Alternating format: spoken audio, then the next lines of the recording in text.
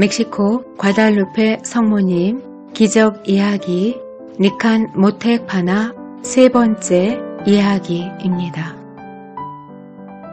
멕시코 과달루페 성지에는 과달루페 성모님께서 원하시던 성전과 함께 기적의 샘물을 보관하고 있는 우물의 소성당이 있습니다. 니칸 모텍파나 기적 이야기에는 바로 우물의 소성당에 보관되어 있는 기적의 샘물에 대한 치유 기적 이야기가 다양하게 소개되어 있습니다. 지금부터 기적의 샘물과 기적 이야기 그리고 샘물을 통하여 우리에게 주시는 은총에 대하여 알아보겠습니다. 1531년 12월 12일 화요일 이른 새벽 후안디에고가 숙부의 임종을 위한 사제를 모시러 틀라테롤코로 가야 했기 때문에 후안디에고는 평소에 다니던 길로 가면 성모님을 만나게 되었기에 성모님을 피하기 위하여 동쪽으로 향한 다른 길로 가게 됩니다. 그러나 성모님께서는 첫 번째 발현 장소에서 후안디에고를 기다리다가 그곳으로 내려오시게 되며 역사적인 발현 장소가 됩니다. 기적의 샘물은 바로 네 번째 발현 장소에서 생겨났습니다. 이곳은 후안디에고가 성모님께 천상의 카스티자 장미꽃을 틸마에 가득 받았고 동시에 은밀하게 감추어진 틸마에서는 성모님 성화가 새겨지는 기적이 이루어진 은총의 장소이며 이 모든 천상 선물의 주인공인 수마라가 주교님께로 떠났던 곳입니다.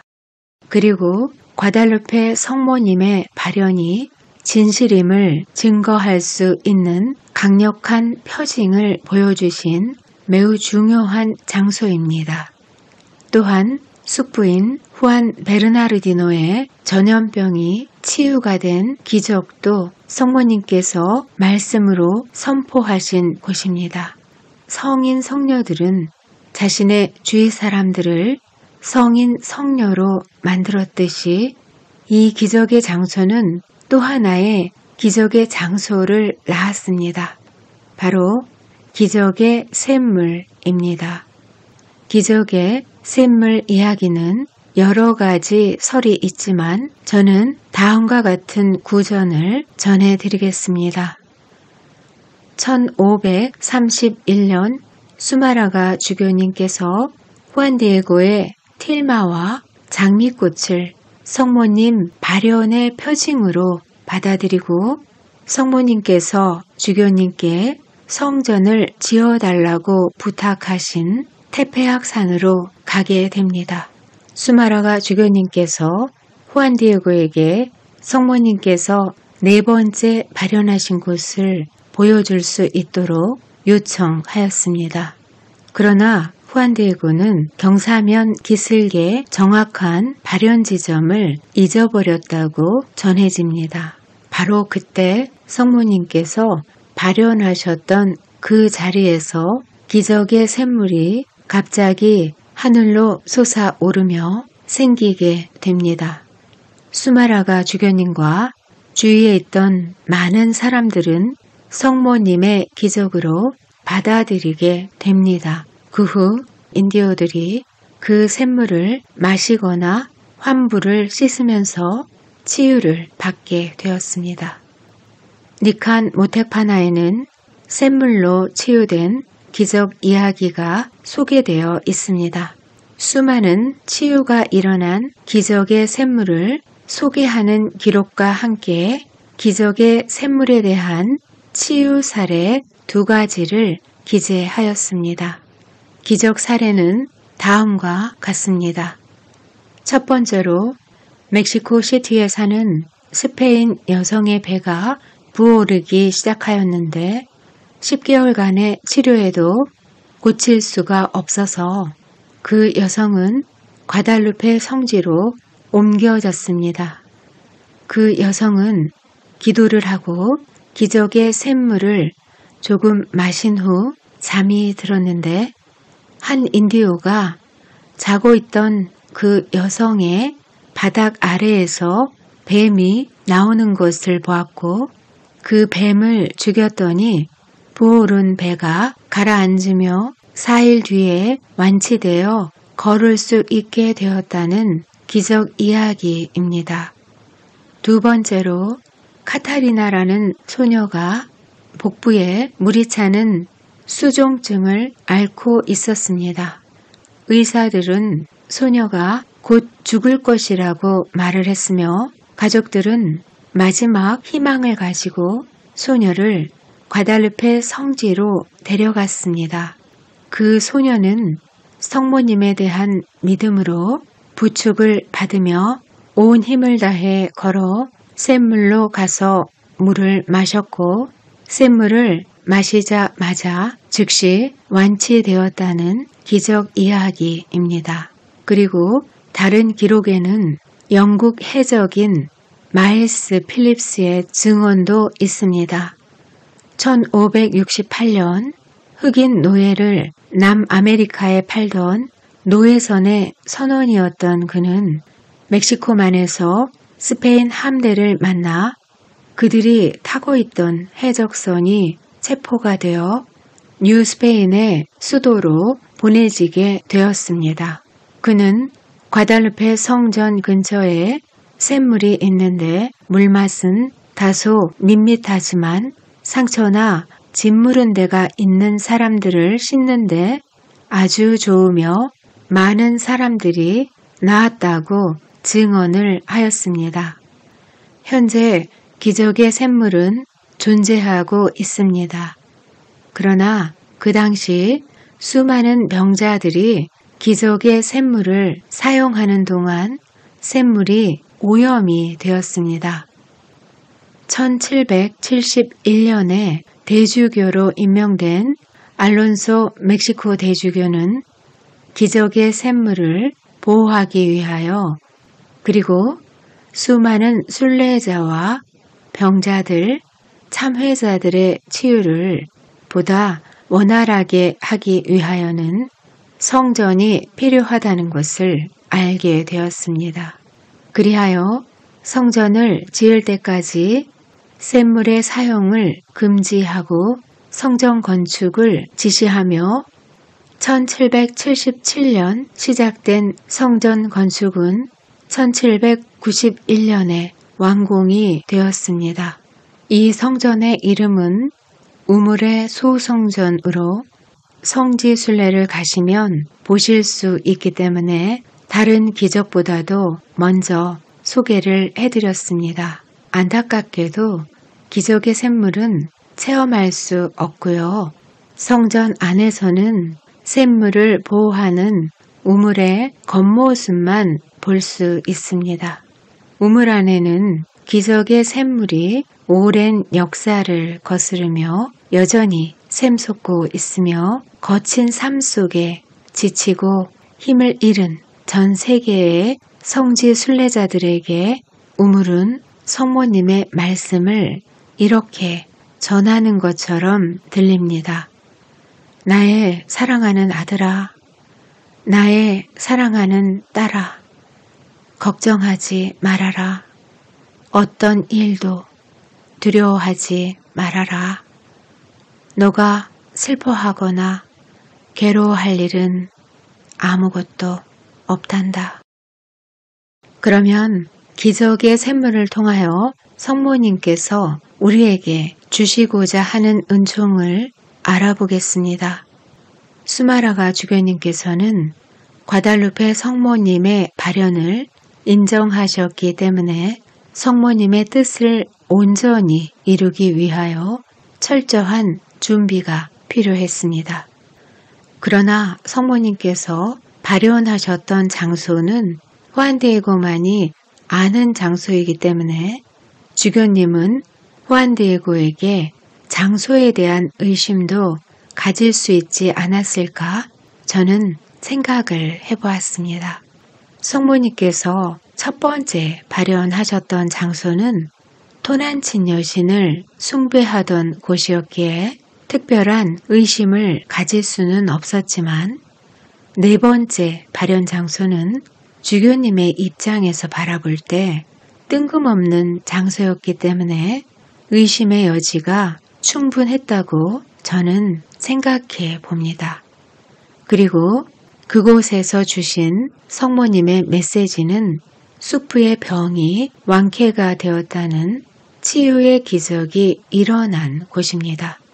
수마라가 주교님께서는 그 당시 전염병으로 수많은 인디오들이 죽어가고 있었고 직무상 방해자들로 인하여 어려움 속에 있었던 고통의 시기였습니다.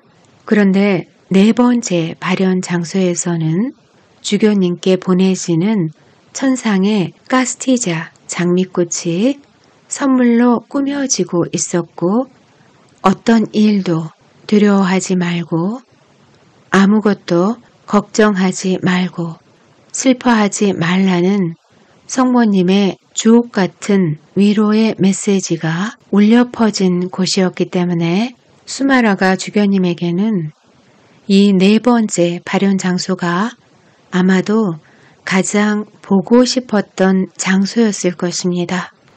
그런데 산기슭 장소가 애매모호했을 때 오는 상실감은 참으로 컸을 것입니다. 제 생각으로는 이때 수마라가 주교님께서 마음속으로 성모님께 정확한 발현 장소에 대한 표징을 요구하는 기도를 청하신 것일지도 모른다고 생각해 보았습니다. 그 기도에 대한 응답으로 성모님께서 기적의 샘물을 즉각적으로 솟구치게 하신 것이 아닌지 추측해 봅니다. 왜냐하면 카스티자 장미꽃도 수마라가 주교님께서 원하시던 표징이었고 성모님께서는 즉각적으로 주교님의 청을 들어주셨기 때문입니다. 그리고 그만큼 성모님께서는 수마라가 주교님을 사랑하신다는 뜻이기도 하고요. 아울러 이 네 번째 발현 장소는 하늘에서도 꼭 기억하고자 하는 곳이었기에 장소에 대한 표징은 필요했을 것입니다. 그렇다면 왜 샘물을 표징으로 주셨을까요? 그 당시 아즈텍의 테노치티틀라는 섬이었기 때문에 물이 부족했습니다. 특히 텍스코코 호수는 염분이 있던 물이었기 때문에 인디오들은 염수와 담수를 분리하기 위하여 호수에 제방을 쌓았습니다. 그리고 식수나 생활용수 등은 육지에 있는 차폴테페 샘에서 수로를 건설하여 사용을 하였습니다. 그러나 1502년에 3km에 이르는 수로가 무너지면서 식수원이 부족하게 되었습니다.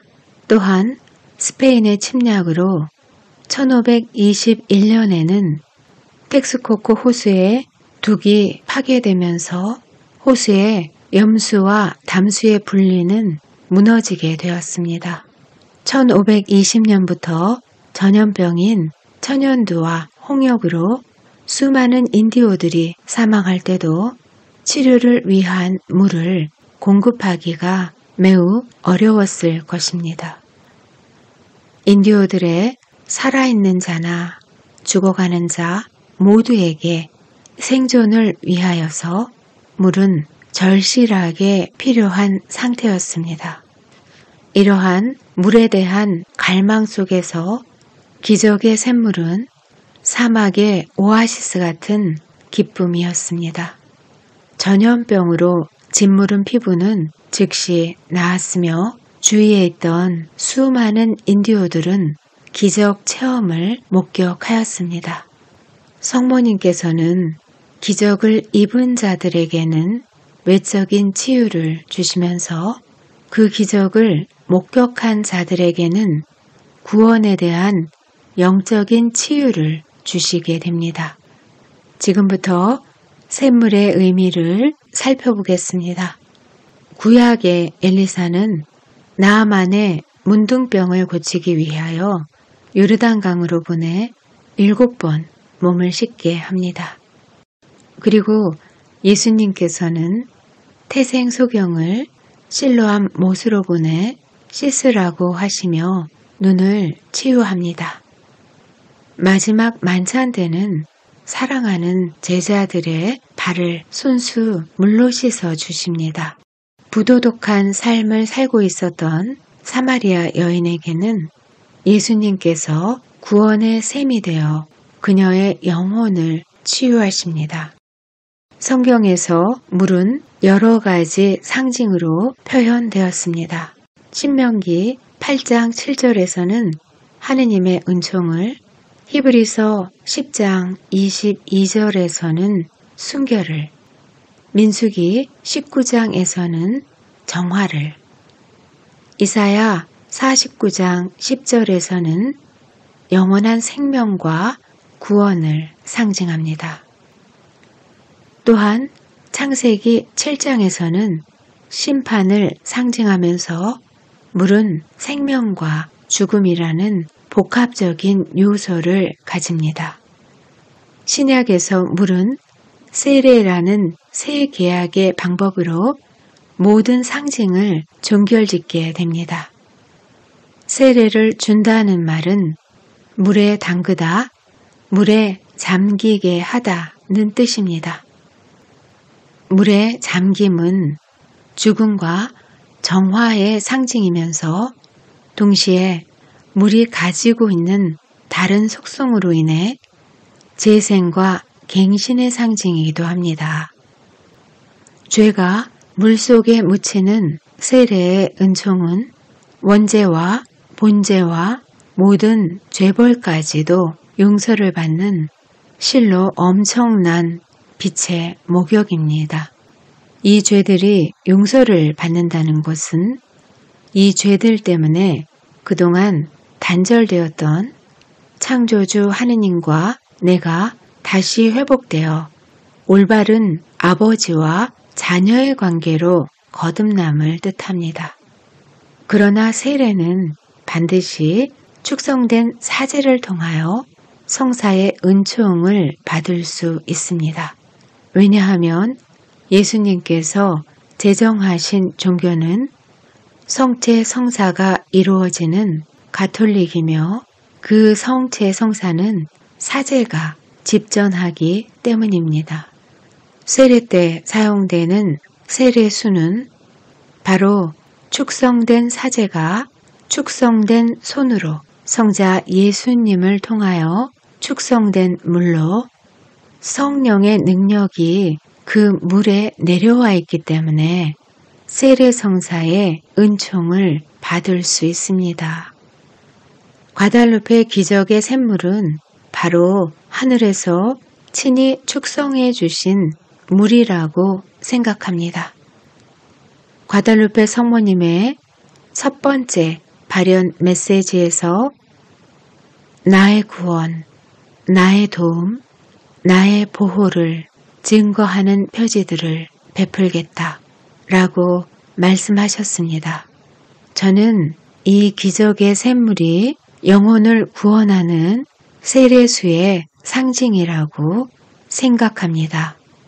왜냐하면 과달루페 성모님께서 발현하신 후 8년 동안 900만 명의 인디오들이 세례를 받았기 때문입니다.